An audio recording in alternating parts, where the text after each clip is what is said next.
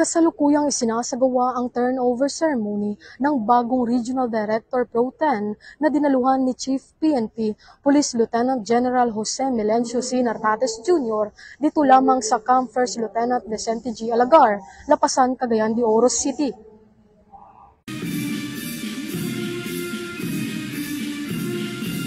Formal nang itinalaga si Police Brigadier General Christopher N. Abrahano bilang bagong Acting Regional Director ng Police Regional Office 10 sa isinagawang turnover of office ceremony nito lamang ika-8 ng Oktubre taong kasalukuyan sa Camp First Lieutenant Vicente G. Alagar, Lapasan, Cagayan de Oro City. Pinalitan niya si Police Brigadier General Rolindo M. Sugilon na naitalaga bilang bagong opisyal ng Directorate for Personnel and Records Management sa Personal Holding and Accounting Unit.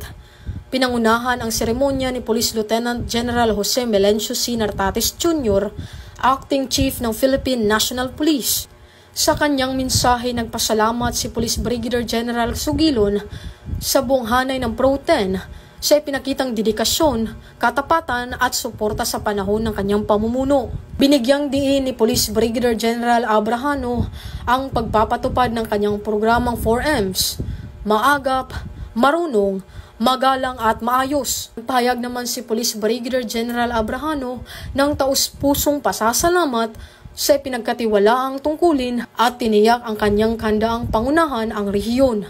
Mula dito sa Northern Mindanao, ako ang inyong Police News Network Correspondent, Patrolwoman Danessa Berdos, alagad ng batas, taga-taguyod ng balitang pulis.